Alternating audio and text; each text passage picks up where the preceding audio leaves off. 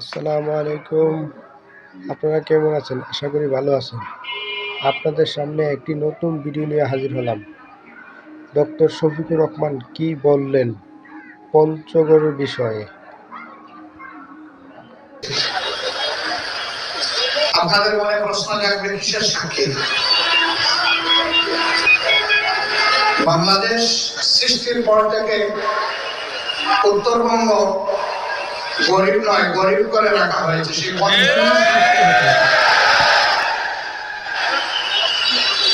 সৎ মায়ের সন্তানের মতো উত্তরবঙ্গের সাথে আচরণ করা হয়েছে। উত্তরবঙ্গ আমাদের কলিজার অংশ। এই উত্তরবঙ্গ বাংলাদেশকে খাদ্য এবং পুষ্টি সরবরাহ করে, আর সেই উত্তরবঙ্গকে পিছিয়ে রাখা হয়েছে ইচ্ছা করে। আমি তার সাক্ষী হতে এসেছি।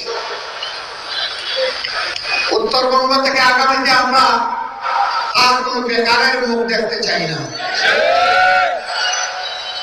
আমরা সকলের হাতে মর্যাদার কাজ তুলে দিতে চাই।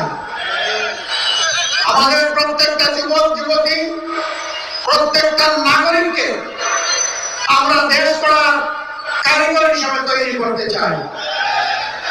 গোটা উত্তরবঙ্গকে কৃষিভিত্তিক শিল্পের রাজধানী বানাতে চাই।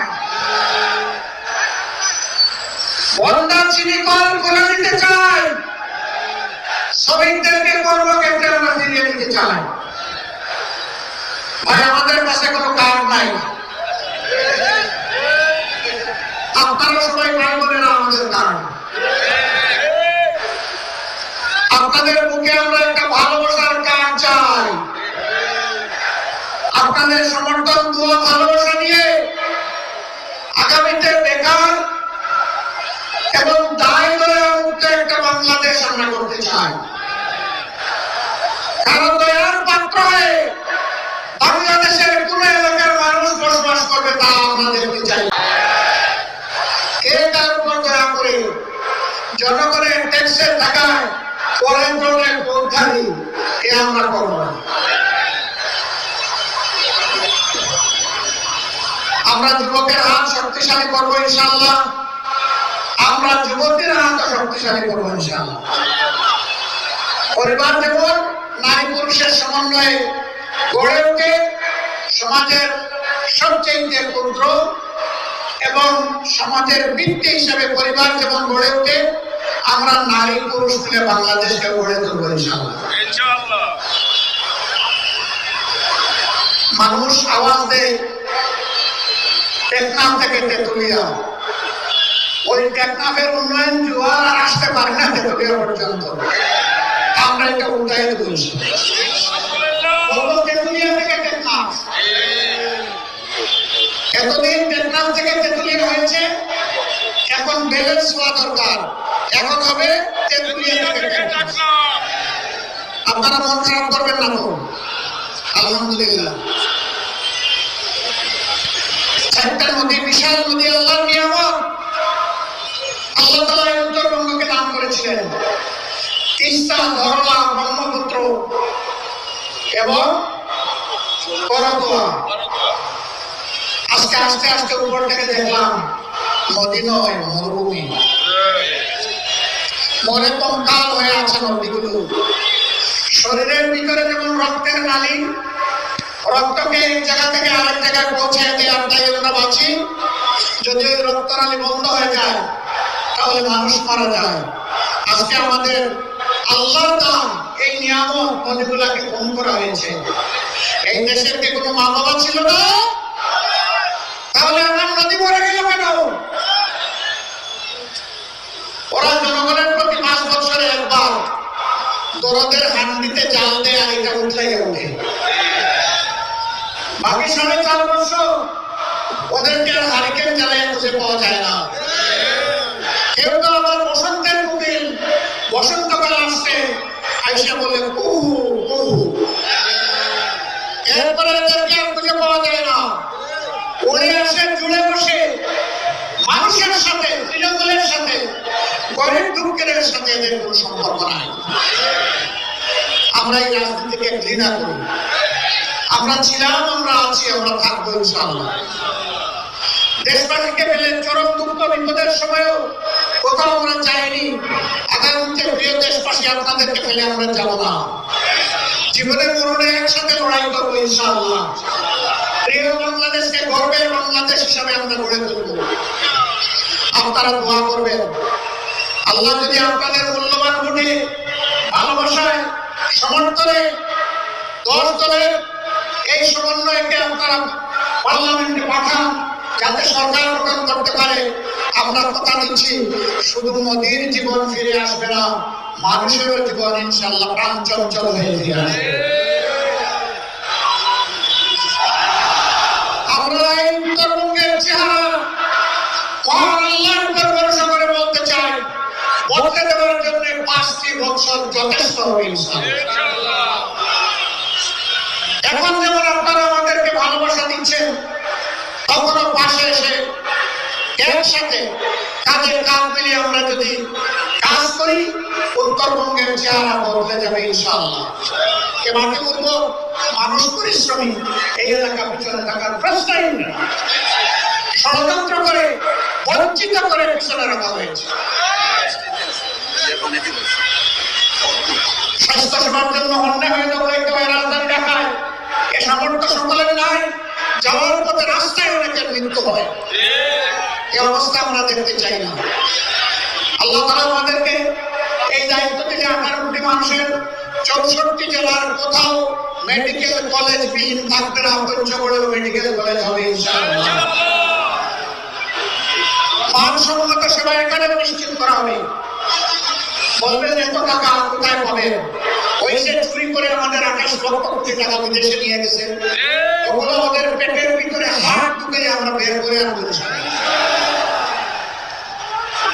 আর আগামীতে কাউকে চুরি করতে দেওয়া হবে না।